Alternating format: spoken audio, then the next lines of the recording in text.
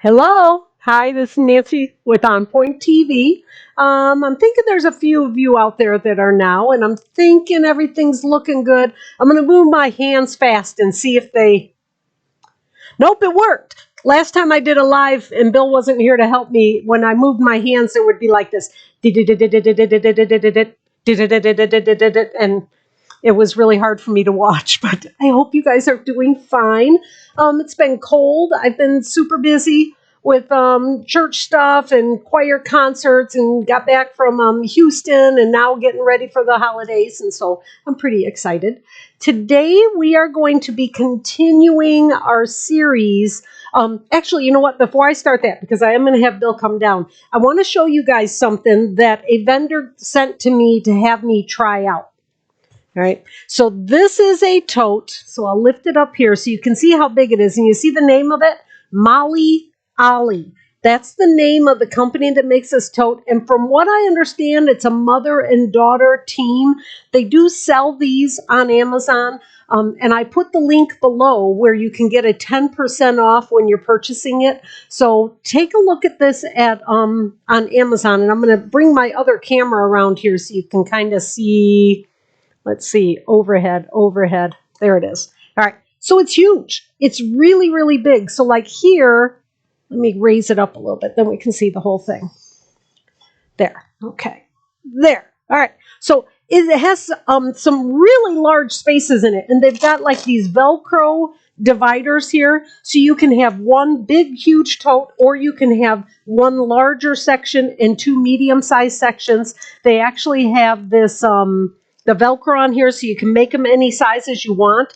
This is my 10, that's about an 11-inch mat, so it's actually a little bit bigger than that. So you've got a lot of space with this. And it's got these side pockets where you can obviously put lots and lots of stuff here. And then this pocket actually unzips. I'll see if I can show it to you. And it's got like sections for you so you can put pens, or in our case, rotary cutters, things like that in it. And it's made with this really cool kind of, it feels like a felted wool, but it's not wool. But what I liked about it is that like at one point I just needed to put a pin somewhere, and I was able to just, ping, put the pin right in there. So take a look at these. They're at, like I said, it's Molly Ollie, and there are other colors available. It's a very reasonable price for a tote this big, less than 30 bucks, which I thought was pretty darn good. And it's really nice because when you've got an open top tote and you're looking for something, you just reach right in and it's right there. So you don't have to go, and unzip all of the sections in your Notions tote. And then I want to show you one other thing. And I can't remember if I mentioned this at the last one, because I think our last video was after I'd been to Houston. When I was down in Houston, I got introduced to a new, I don't know if you can see it, there's a glare. Hey, babe, can you lower the light a bit? Thinking maybe it's a little bit bright. Well, it's not going to make that big of a difference. Okay, this is from a company called Magic. Actually, Faultless is the company, but it's called Magic. And way back when I've been teaching forever about using spray sizing, I tell you that, yep, Mary Ellen's Best Press is a really great product, and I stand by that still. But then I would always say there's also a brand in the grocery store that you can pick up. And the brand in the old grocery store was called Magic Spray Sizing. It's the same company. But what they realized is that people weren't so much pressing their husband's shirts anymore so he could go to work. I'm sure some of you do, and more power to you. But honestly, there's just not that many guys that wear the fancy shirts and need them to be pressed. And if they do, maybe they're having them sent out. I don't know. So they decided and figured out that what people were using spray sizing for was this, for quilting, for crafting. This is what we want the spray sizing for. So they reformulated the formula so it doesn't stick, it doesn't make residue, stuff like that. So it is another viable option. I still love Mary Ellen's Best Press, and I love this stuff too. The one thing that I do like better about this is the nozzle. It's got a really nice nozzle, and I've been using it for a little about month and a half or so, and it's not leaking yet.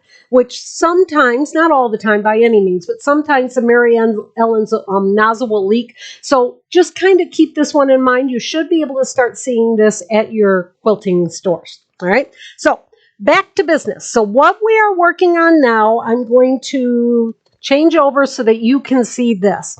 This is what we have been working on. Thought there was a way I could make it bigger, but I can't. This is the Road Home quilt that is available at Fireside Quilts. The link is below, so you can take a look at that. It is a block of the month, and we have been working on it kind of 1 month at a time. And along with working on the blocks within the quilt, I've been making a quilt with each one of the blocks and making a pattern. So far we have done the one here, which was the bear paw. And then, actually, I don't know if my arrow's working. Maybe the arrow's not working. The very center has a bear paw. And then there was the uneven log cabin. And this time we're going to work on this section that's in the corner that is kind of, I don't know what its technical name for it. The closest thing I could see in my encyclopedia by Barbara Brackman was it was kind of called a birds in the air. So that's what I am calling it. So this is going to be instructions for those of you that have purchased this block of the month, and for if you're interested in possibly trying the quilt that I've designed, which you can see behind me. Now in the pattern, let's switch over to this one. In the pattern, let's bring it back down to reality so you guys can actually see something there. So this is the birds in the air pattern that I've designed. It has a 17-inch block setting and instruction. And with that, of course, all the step-by-step instructions for making it, but also the different layouts, which I think that's really important. If you only make 9 of the blocks, you get a 69-inch quilt, so a lap quilt. Or if you were to make 16 of the blocks, you get a 86-inch square, so more of a queen size depending on what you do with the borders. And it's just a matter of the different things you can do with the layout.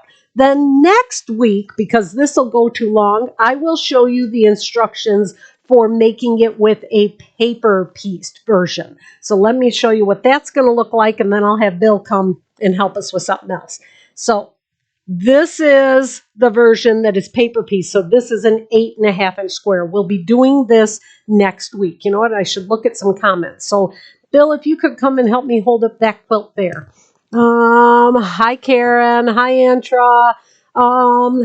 Karen, you have been a member for 12 months. So I do have a membership on my channel. I have the beginner levels and designer levels and quilt addict levels, which, all right, don't hold it up yet, honey. But I want you to know that those of you that are quilt addicts, by this time, I usually have sent you an email with the pattern that I'm going to be talking about. I haven't done that because I need Teresa to do some graphic stuff to it before I can. So she'll get that done in the next couple days. And so for the quilt addict members, that's the $19.99 a month membership. You get the patterns every time I finish one. So I'll send that out to you as soon as I can. So Karen has been a Quilt Addict member. Karen, I don't know if you realize this, for 12 months. I started this about 12 months ago, and the notice just came up that you have been 12 months. Thank you very much. And then a hi from the UP. Well, thank you very much for joining, Tina. I hope it's not too cold up there. All right, so I want to show you the real version of the Road Home. So Bill's going to bring it in. I can hold up one of them. All right. So far, I have the center, the bear paw block done, and the uneven log cabins. We've done both of those already. And this time, we're going to work on this block. Now, I want you to know, I didn't do these quite right. I mean, the colors got... Like these little white guys here, those should be blue. The geese should be pointing in. And I just thought, well, okay, close enough. Honestly, when the whole quilt is done, nobody but me and, maybe the designer of the quilt will know that it was wrong. But I want you to know these were not done quite right. That's okay. I'm pretty happy with them. I think it looks good. So this is the Road Home for now. Next month, I will be teaching you. There is it's kind of a courthouse step, sort of a log cabin kind of one that'll be in the next month. So thank you very much, Bill.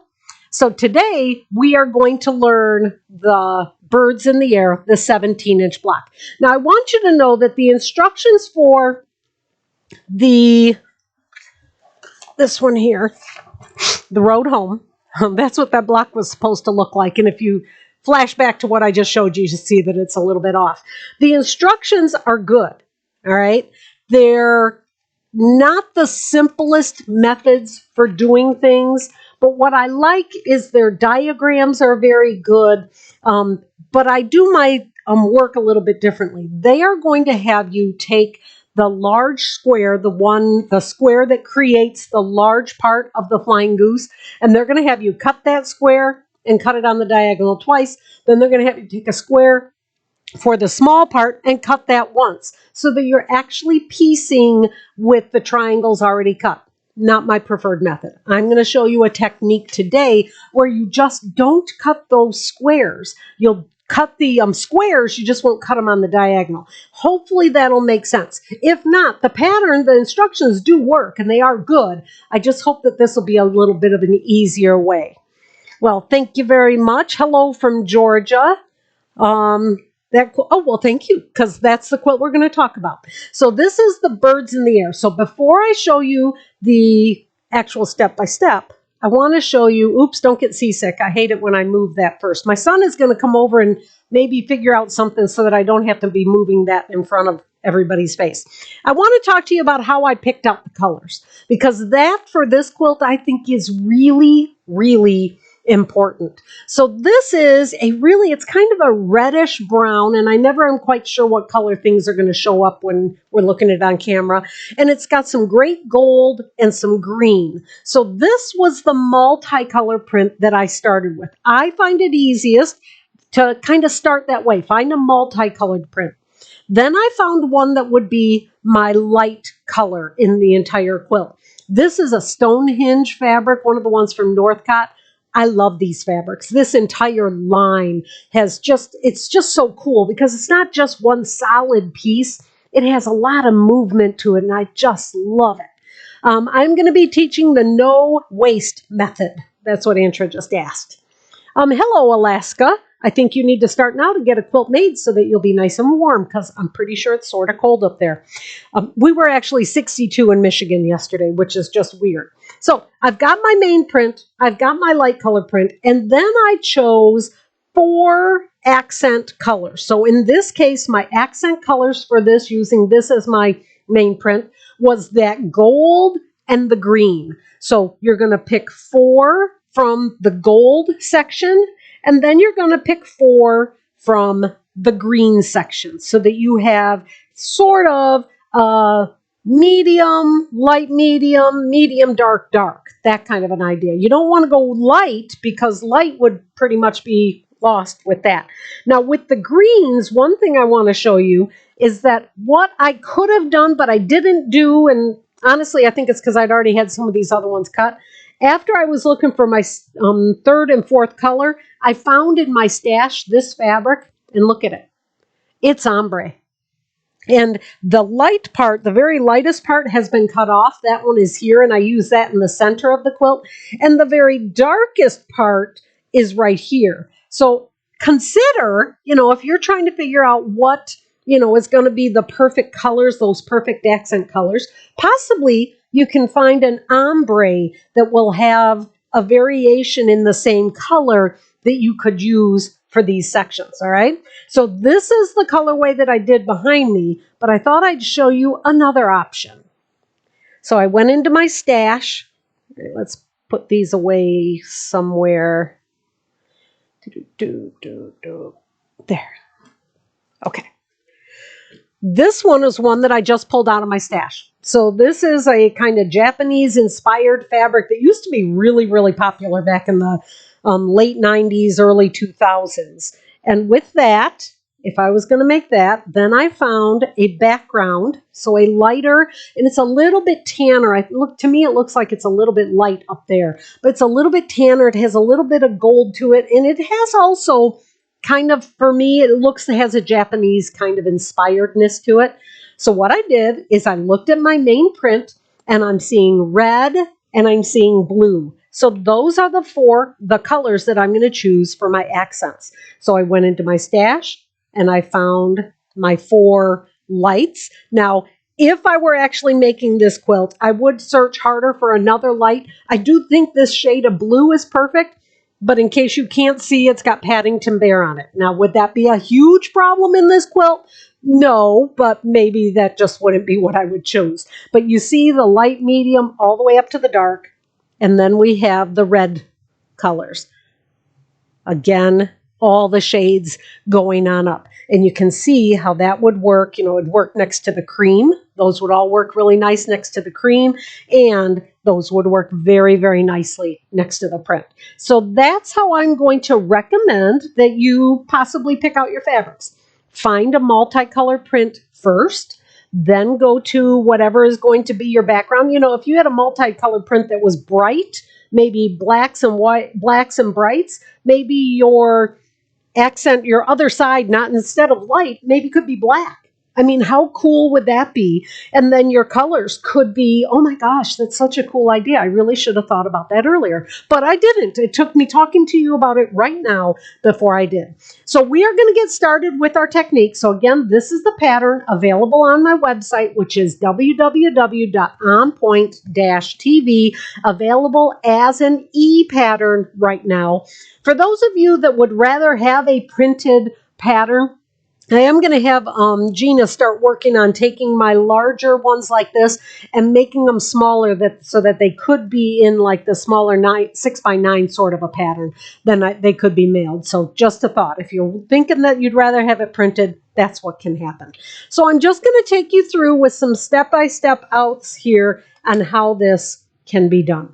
So we are going to start with the first technique.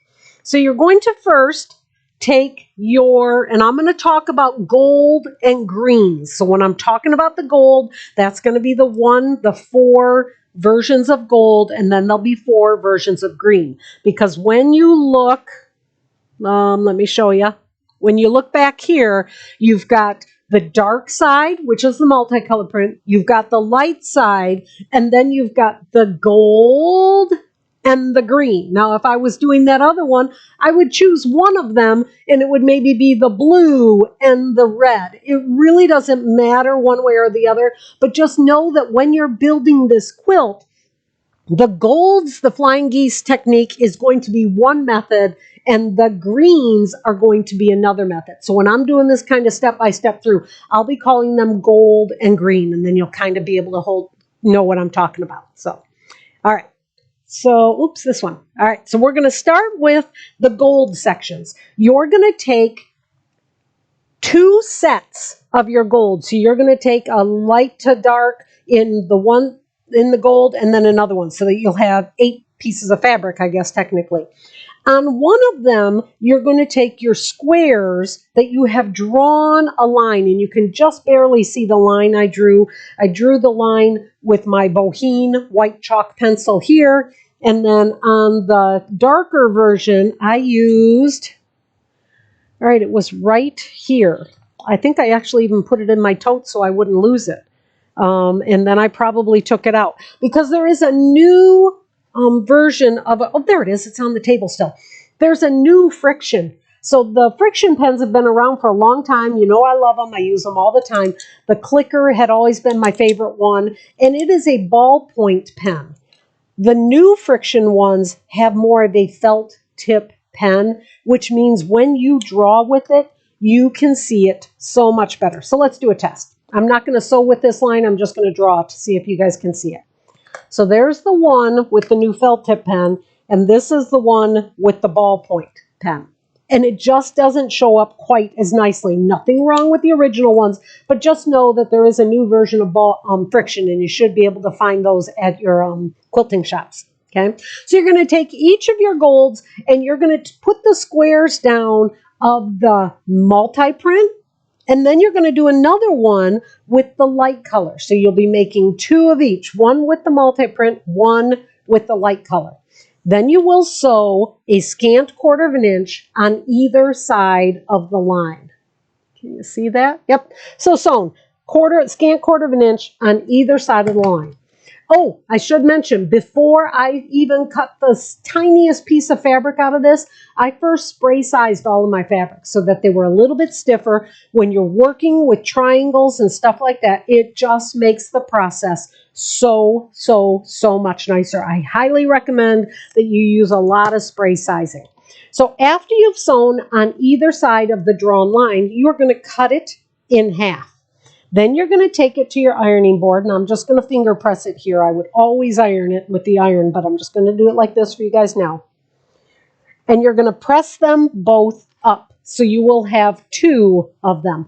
Another thing to kind of remember, when you're making the press, all these units for this quilt, you're actually making 4 blocks at a time. You can't not make 4 blocks at a time. So keep that in mind when you're making it. So if you think you mess up, you haven't gone too bad because you always have extras.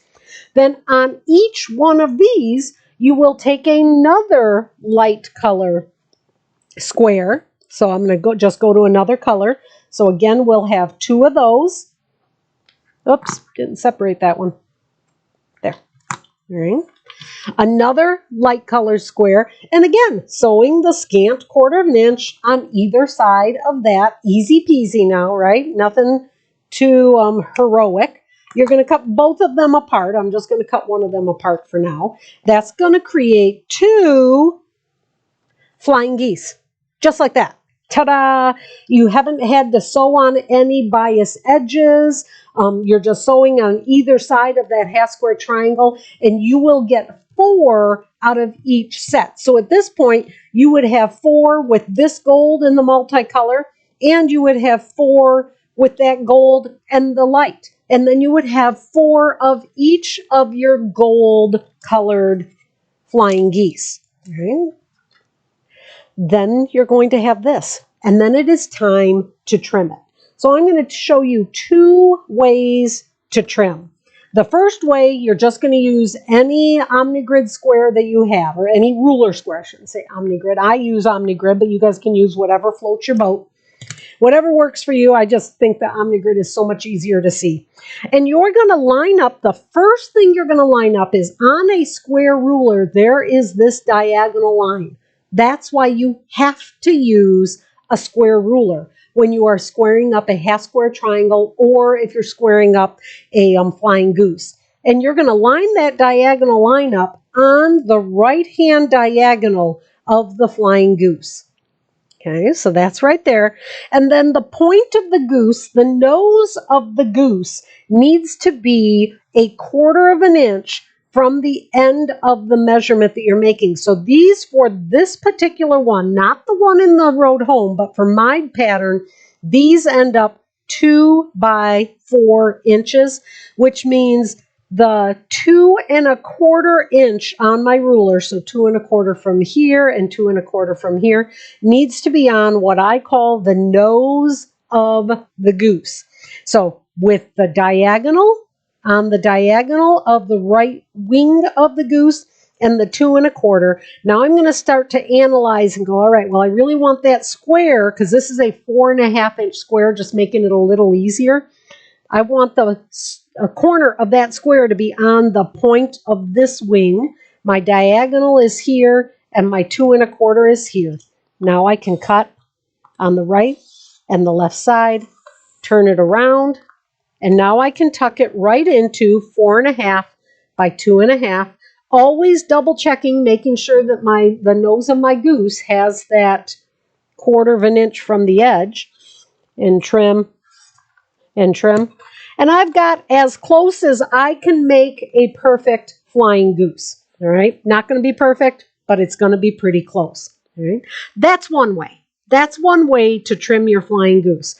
Now I'm going to show you what is probably the most easiest method of trimming up a flying goose ever known to man. Thank you very much, Block. All right, if I could find it.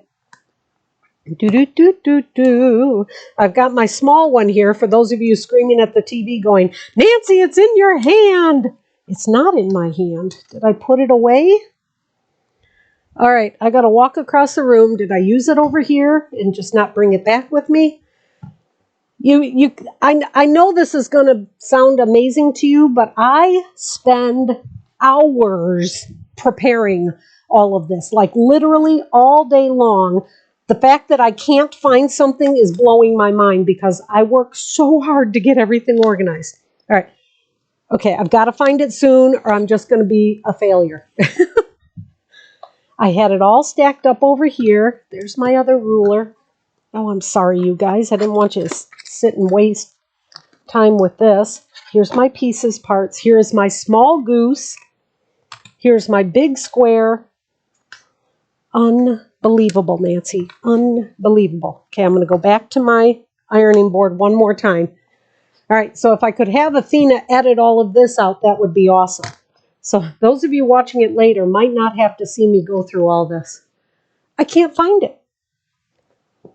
And I just know that everybody's saying a silent prayer right now. Please, Lord, help Nancy find her 2x4 flying goose ruler. Over here. I just don't think I'm going to find it. All right, I feel ridiculous. And it's not on the floor. There's other things on the floor, but not this. All right, we are going to do it without the 2x4. So this is what I was going to tell you, and I'm going to trim it with this, but this is what we've got here. I'm so flustered right now. This is the block lock ruler. This is the one that they first came out with. Very, very popular. For trimming half square triangles, I've used it in lots and lots of different videos. You've seen me do it. And this one is awesome because you can trim a half square triangle from like 1 inch all the way up to 6 inches. Love this ruler. Then they came out with the flying geese block locks. I just can't even fathom where it went. Okay, I'm going to do one more quick look. I found it, I found it, I found it. Thank you for those prayers. Oh my gosh. Okay, so then they came out with the flying geese, the different sizes of it. Okay, I can't believe that I actually found it. And I've purchased 2 of them. This size is 1.5 by 3. This is the size for making the flying geese in my Learning to Quilt book, my original Learning to Quilt book. So that's why I have that one. This one is the 2x4 that is also used in the original Learning to Quilt. So if you were thinking about purchasing that book, these would be really, really helpful tools for you to have for that. I also used the 2x4 in the Sunset over Dublin. All of those flying geese in there, and there were a ton of them. This was just perfect. The only downside to the flying geese from Block Lock is that when you purchase one, you can only trim 1 flying geese. Now, I know there are some of you out there going, but have you tried so-and-so's flying geese ruler or so-and-so's flying geese ruler? Yep, I have. I really, really have. And they all work.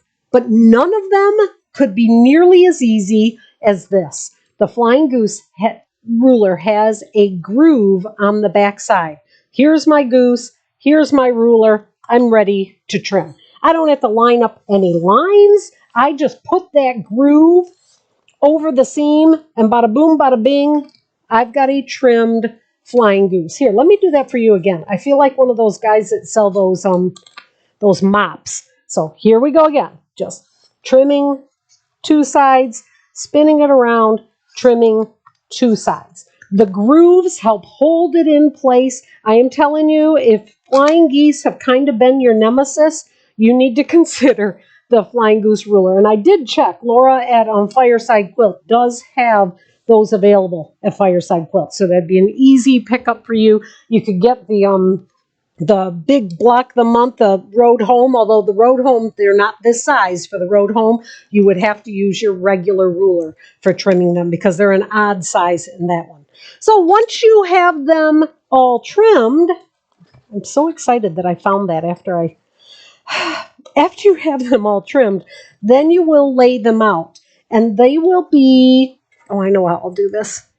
I had a plan, but my plan got flustered. All right. So you will have this section done. Let me get rid of that one. Okay.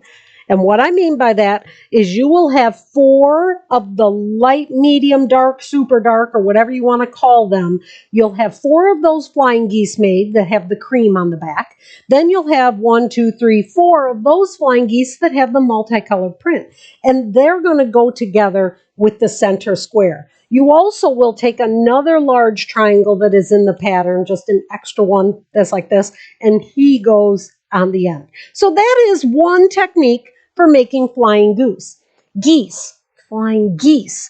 But when it comes to this pattern, These flying goose cannot be completely done like the other ones because they have 2 colors on each goose, and you have to make a set that is also in reverse.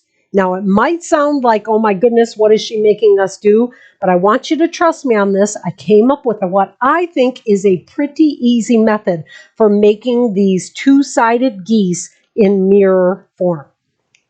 You're going to start in the same way. So you're going to start with a large square, and you're going to put 1 cream and 1 floral on each one. I want you to keep in mind that with this technique, you will end up with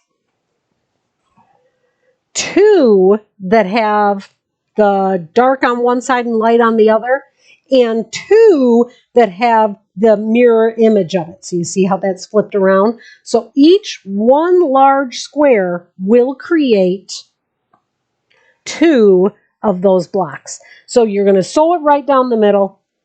Then you're going to cut it just like before.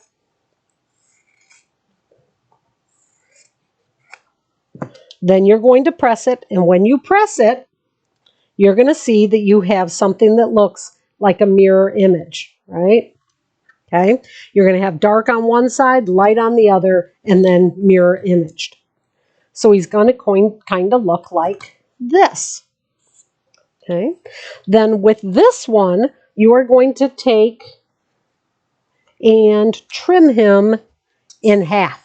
So this is where the difference comes. With the other one, we took this, we put another square here, and then we sewed on either side of that square. You can't do it with this one because if I were to put a square here that was the multicolored print, I would end up with a green square with 2 of the multicolored print and a green square with 1 cream and 1 multi.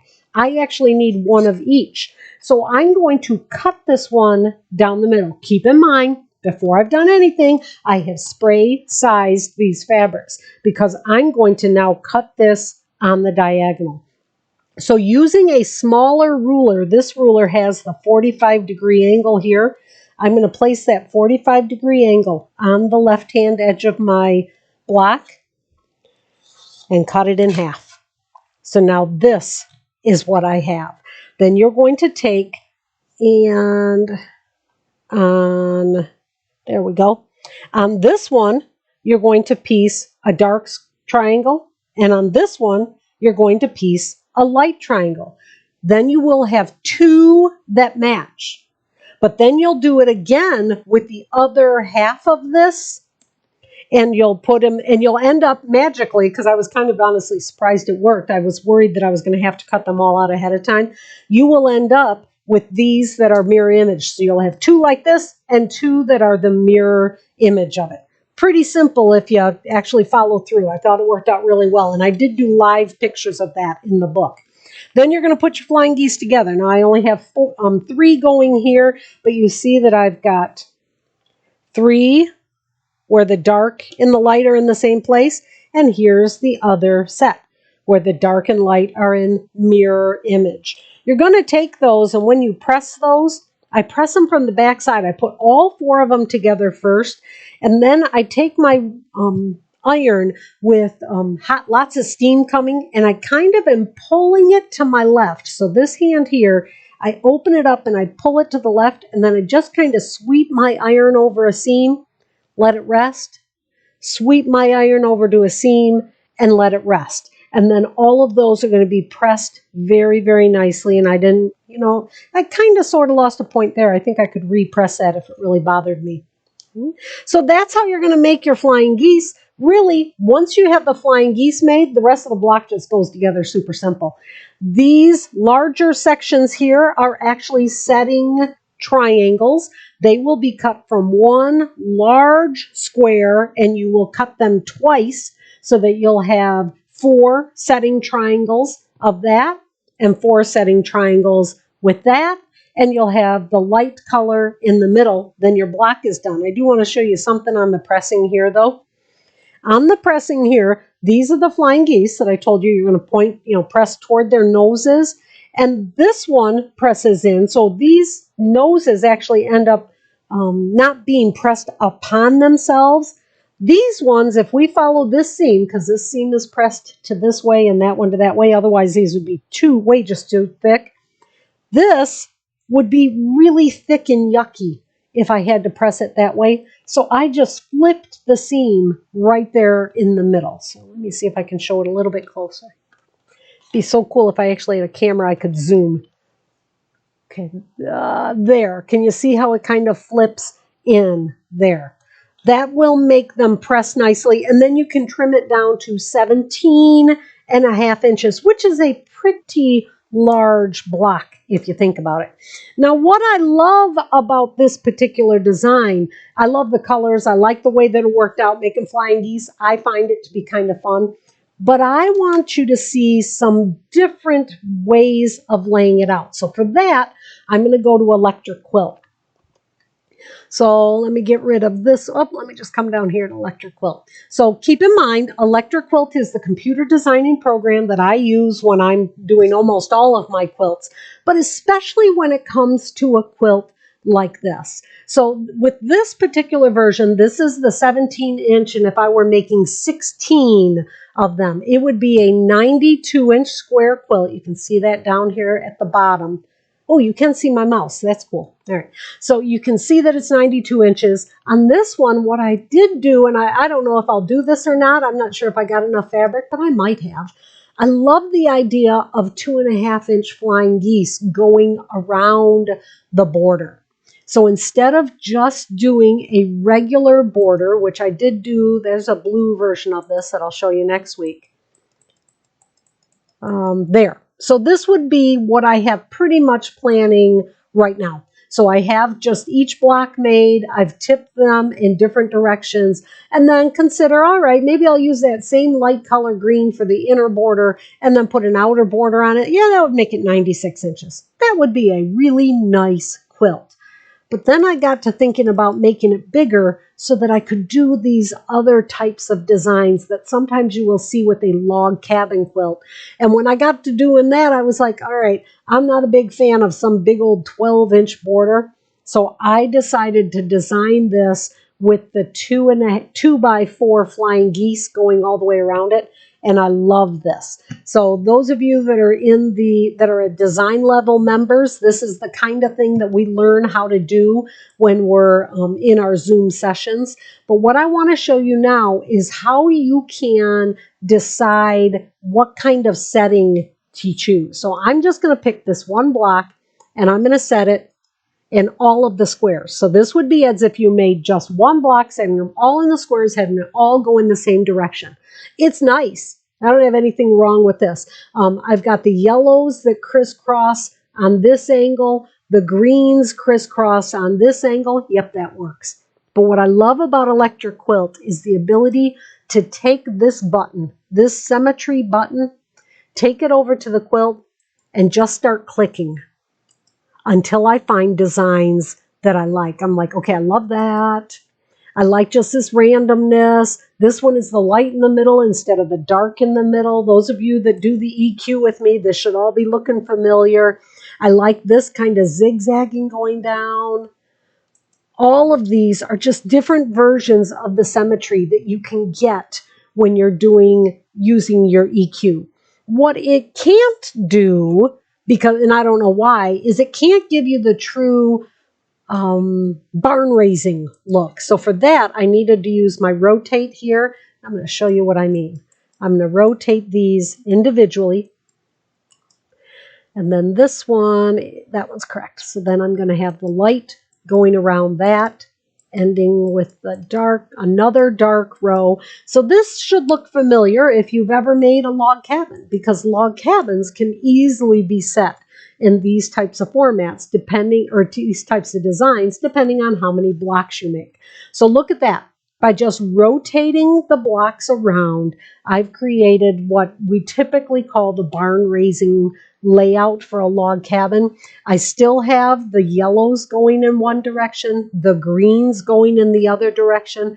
I love this layout. And if I hadn't already started putting the one behind me together, this probably would be my preferred layout. And think about it, it's 92 inches and it's got only 16 blocks.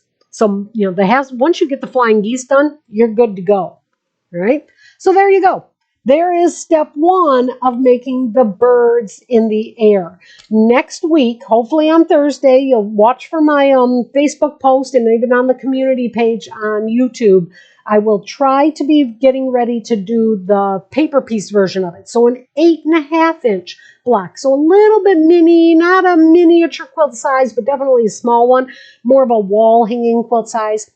And that one we're going to do with paper piecing. And the main reason why I didn't want to do it tonight is, oh my goodness, we've already gone like 40 minutes. So I want to, when we're doing the paper piecing, I want to do the kind of live where Athena is there with the camera, so you guys can get really, really good close-ups of me doing the sewing with the paper piecing. So let's look at some from Saginaw. So were you in my class in Houston, the person up from Southwest Michigan? Or no, I think you came to Smith Owen when I taught it. So I love teaching, and I do need to start doing that again. I've got some new stencils from Sue Penn, kind of showing off how her new designs on her new fabric. So I really want to get to painting on some fabric. I've just been a little busy, and I've got my great nephew coming this weekend too. So that'll be really fun. So honestly, I won't get any sewing done at all, but I get to spend time with Clarence. There we go. That is the birds in the air. The book, ebook, is available on the website. The book has this design and the paper piecing design in it. So if you want to do both of the book, as in all of my books, they always have at least 2 patterns in them or booklets. So check that out. The supplies are available on Fireside Quilts, at least most of them. Take a look at the Molly Ollie. There is a link below that'll take you right to Amazon, so you can take a look at it. And there are some other colors available. And honestly, it's under $30. I thought that was a phenomenal price. That's all we have. Hello, Yuma, Arizona. I hope you all have a wonderful evening, and thank you very much for joining me.